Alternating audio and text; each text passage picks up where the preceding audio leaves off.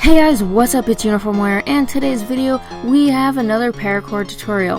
This one is going to be on how to make the Coyote trail braid, and it ended up being pretty cool, so I really hope you guys enjoy it. First off, I want to say I actually found this tutorial by Paracord. I'll leave a link to that in the description if you want to see that. Mine, I used the Mad Max style closure. I'm using a kind of maroon color and a dark blue. I'll have the exact links in the description to where you can buy those. Anyway, so we're going to start off with the red cord here, and you're just going to find the center point and then do a little cow's hitch, and then take your blue cord and put that through there, and then also find the center of that. Then you're going to tighten the cow's hitch, and then this is where the pattern really starts. So just like all paracord patterns, it's actually pretty easy after you get the hang of it. So you're going to take your base color, which in my case is the red, and you're just going to go ahead and take the right cord and put it behind the left cord.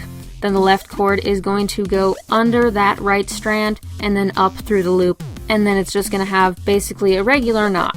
But the reason why you should follow those instructions is just because the knot has to be going a certain way, so it's just easier if you do it that way. Then you're going to take your right red strand and you're just going to pull it up a little bit so you have a loop, and then you're going to take your left blue strand and you're going to go under the first red strand, over, and then under, and then you're just going to pull that through, and then you're going to take your right blue strand, making sure it goes over the right red strand, and then you're just going to pull it down through that same loop, and the blue strands are going to go off in the same direction to the right. Then you're just going to want to go ahead and tighten that. Something I noticed while doing this pattern is you're going to want to kind of leave one of the strands loose, which is just how it ended up looking best for me, because when I tightened it too much, it ended up having like gaps in the middle of it. So if you have that problem, then the key to that is the cord that goes off to the left. So the red one here that's going off to the left, you're not going to want to tighten that as much once you get through the first through braids. And also you're going to make sure that that same strand, but just the right side of it, you're going to want to pull that up a little bit. Then you're just going to go ahead and do the same thing with the blue and take the right cord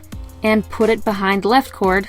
Then the left cord is going to go under that right strand and then up through the loop. Then you're going to pull that right blue strand up a little bit to create another loop, and then the red left strand is going to go under the first blue strand, over, and then under again, and then you're just going to want to pull that through. And then the right red strand is going to go over both the first two blue strands and then follow the same path as the other red strand, and then you're just going to pull it all tight. So that is essentially the pattern. You're going to keep doing that, alternating colors, red, blue, until you get to about the length of your wrist or an inch shorter. As you're doing this braid, if you notice the front of the braid is beginning to look like the back of the braid, then you're going to want to loosen that one strand on the left like I mentioned before. And not so much that it's really loose, but just enough to kind of keep its shape. Now as you're doing the braids, if you notice any that kind of look funny or stick out a little or a little looser than some of the other ones, then just go through and tighten those all the way down to the bottom, and then you're going to go ahead and pull the main color strands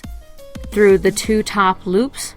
You can use either strands actually, but I would go with the main color just because it keeps it a little more secure over time. And when you do this, they're going to go from the middle of the bracelet out.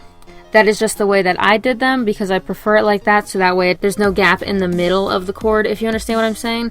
You can do it either way, but this way it was just tighter, so that's what I did. You're just going to want to cut and singe the blue cords.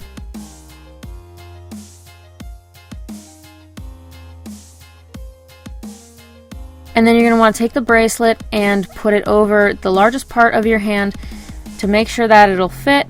And this will be like the largest setting on the bracelet, and then we're just going to tie a knot. You can do any kind of knot that you want here, but I just went with a standard knot just because it's just my favorite design. It's just a nice, clean, simple design. I used to do the lanyard knot, but those were just a little too large for this type of bracelet in my opinion. So this is just what I use, but once again, you can do whatever you want. Now when tying this knot, you just want to make sure that the two cords don't switch paths, they stay on their same side. Then you're just going to move that knot to wherever you measured earlier that will fit your wrist. And then you're just going to cut a little bit away from the knot and then singe these two cords separately. If you want, you can cut it close to the knot and then singe them to the knot, which looks good too. I just prefer this design. And then that is literally the end of the bracelet. If you guys want to see more paracord tutorials, then please let me know in the comments because I will be happy to make some. This ended up being one of my favorite designs, so thank you to Paracord for making that main tutorial. Once again, the link is in the description. But I really hope you guys enjoyed this. If you did, make sure to leave a like, comment, subscribe, and as always, thanks for watching.